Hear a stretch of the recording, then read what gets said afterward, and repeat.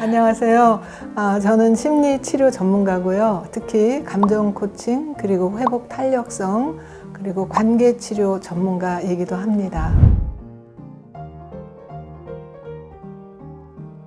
특히 WHO 국제보건기구에 의하면 전 세계 아동 청소년들의 정신 건강에 적신호가 틀어졌다 할 정도로 상당히 심각하고 또 점점 악화되고 있는 경향이 있습니다. 특히 지난 몇 년 동안 그 팬데믹, 그런 코로나19로 인해서 이제 아이들이 많이 단절되고 분리되고 그리고 정서적인 교감을 가질 수 있는 그런 상황이 많이 줄었잖아요. 그로 인해서 이제 아이들이 더 고립감, 외로움, 그리고 우울, 불안 이런 것들을 많이 느낀다는 것이 이제 현상이고요. 추가적으로 우리나라의 사회문화적인 특성을 보자면 거기에 공부에 대한 압박감도 크고요. 그리고 이제 자녀 수가 일단 뭐 1명 정도로 급감하면서 아이들이 어려서부터 이렇게 형제, 자매, 친구와 같이 상호작용할 수 있는 그런 기회가 많이 박탈됨으로써 아이들이 더욱더 우울감, 외로움, 소외감 이런 것들을 많이 느끼죠. 특히 이제 제가 상담을 하다 보면 사람과 사람 사이에 이렇게 얼굴을 마주보고 대화를 한다는 것 자체에 대한 상당한 두려움, 불편함, 어떤 때는 막 거부감을 보이는 경우도 있거든요. 같은 교실 안에 있으면서도 친구들끼리 이렇게 문자를 주고받는 거가 얼굴을 보고 얘기하는 것보다 더 편하다고 한답니다. 그리고 이거는 교실만이 아니라 집에서도 자기 방에 있으면서 엄마한테 문자로 나 뭐 먹고 싶다, 뭐 시켜줘 이렇게 얘기하지 나와서 얼굴 보고 얘기하지 않는다고 그러거든요. 그 정도로 면대면 소통이나 뭐 어떤 그 나눔, 뭐 이야기하는 이런 것들에 대해서 첫째로는 익숙하지 않을 뿐 아니라 불편해하고 혹은 불필요하다고 생각하는 경우도 있습니다. 지금 가장 대표적인 연구의 핵심을 보자면 아동기 부정적 경험이라는 것을 겪는 아이들이 훨씬 더 늘었다. 그럼 아동기 부정적 경험이 뭐냐? 이것은 이제 주로 그 가정 불화, 그리고 그 다음에 이제 가정 해체 뭐 이런 걸 말하고요. 그리고 그 술이나 어떤 중독 문제, 그리고 산후 우울증을 포함한 어른들의 정신 건강 문제, 그 가족 중에 누가 갑자기 사망하거나 수감되는 거. 요것까지가 환경의 문제고요.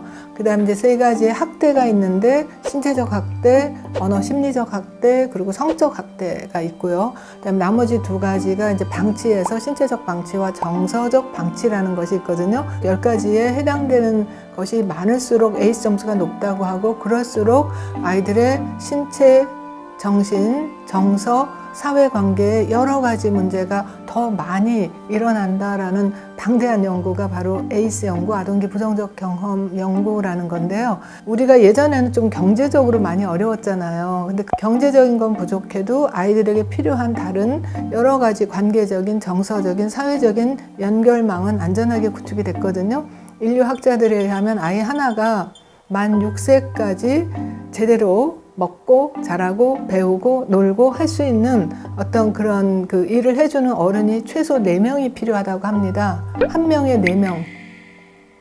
근데 대가족 제도에서는 뭐 당연히 그게 충족되고도 남았죠. 할머니, 할아버지, 이모, 고모, 삼촌, 언니, 오빠, 이웃까지 해서 경제적으로는 좀 빈곤했다 하더라도 정서적, 사회적으로는 그 나머지 욕구가 많이 충족이 됐는데 이것이 이제 핵가족화 되면서 아이가 받을 수 있는 것은 둘이 일도 안 하고 전적으로 돌봐도 2분의 1입니다. 그래서 외벌이 하면 4분의 1이고 맞벌이 하면 0이잖아요. 그러다 보니까 이제 나라에서 어린이집 뭐 이런 이제 그 제도를 많이 하는데 없는 것보다는 굉장히 좋지만 그러나 국가 예산이나 여러 여건상 지금 현재로는 0세에서 1세까지 어른 하나가 아이 셋을 돌보거든요. 그럼 아이의 입장으로 보면 12분의 1밖에 못 받는 거예요. 정서적인, 사회적인, 관계적인 돌봄을 빈약하게 받은 아이들이 그런 쪽으로 매우 허약할 수밖에 없고 취약성이 매우 높아질 수밖에 없는 그런 구조적인 문제가 있습니다. 그래서 제가 아까 말씀드렸던 그 에이스의 여러 항목에 해당되는 게 많다 하더라도 보호 요인이라는 게 있거든요. 그 보호 요인이 누군가 아이에게 조건 없는 사랑을 안전하게 줄 수 있었다면, 1명이라도 있었다면 굉장히 큰 보호 요인이 됩니다.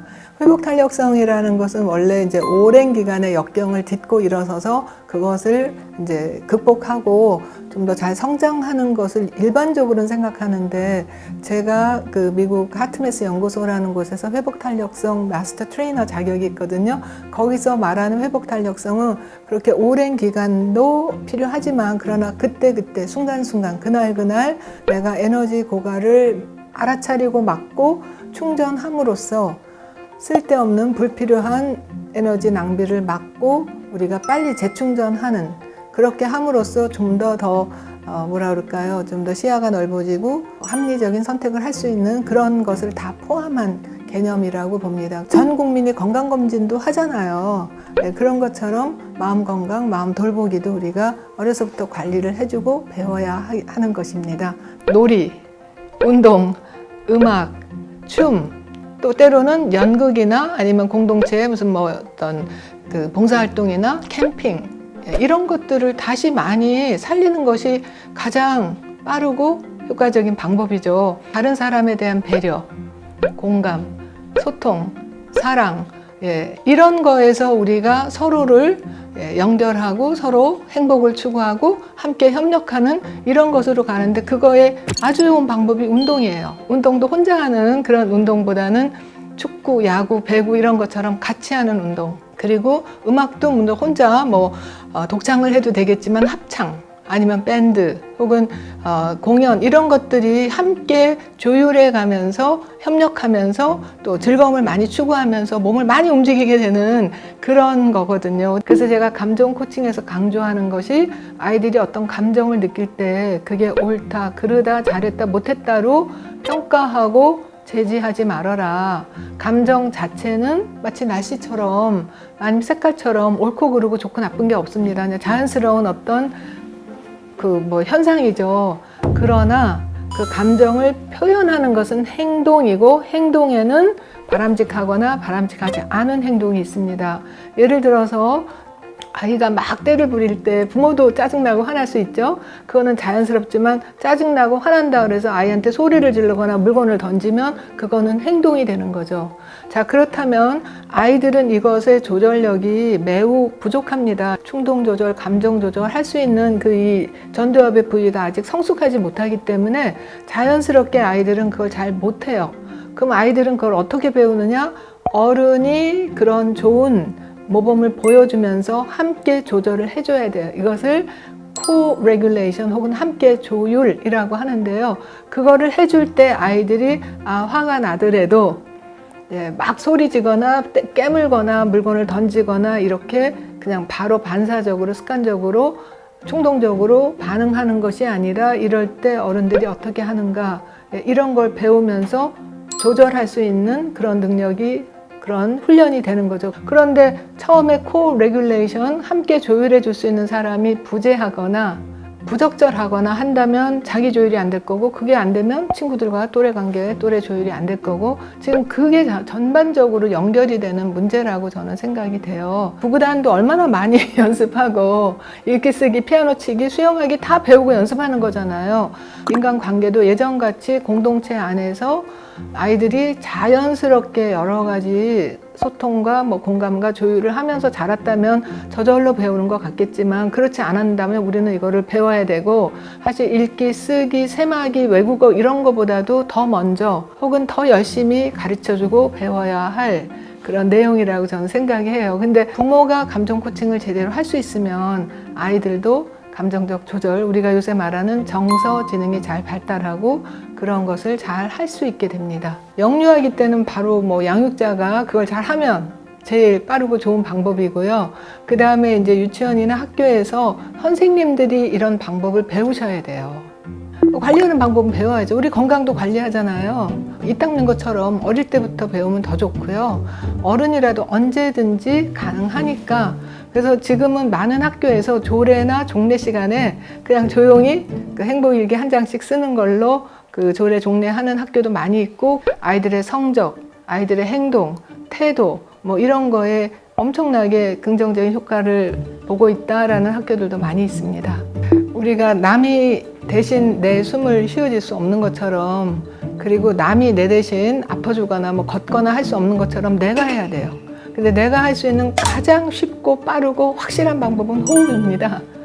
그래서 많이 화가 나고 감정 조절이 안 될 때 심호흡, 좀 더 구체적으로는 심장 집중 호흡이라고 하는데, 우리 천천히 고르게 한 5초 숨 들이마시고 5초 숨 쉬는 거 한 서너 번만 해도 일단 몸에서 분출되는 스트레스 호르몬은 중단이 됩니다. 이건 아무도 대신해 줄 수가 없어요. 그냥 혼자 하시면 되고, 그것을 조금 더 우리가 평상시에 더 한다면 루틴을 가지는 게 좋습니다. 우리 아침에 이 닦을까 말까, 세수할까 말까 고민하지 않잖아요. 1, 2분 짧게라도 호흡을 먼저 한 서너 번 하고 난 다음에 오늘 다행했던 거, 고마웠던 거, 이런 거 떠올리면, 그리고 그걸 적으면 더 도움이 되고요. 꾸준히 조금씩 매일 연습하는 것이 필요합니다.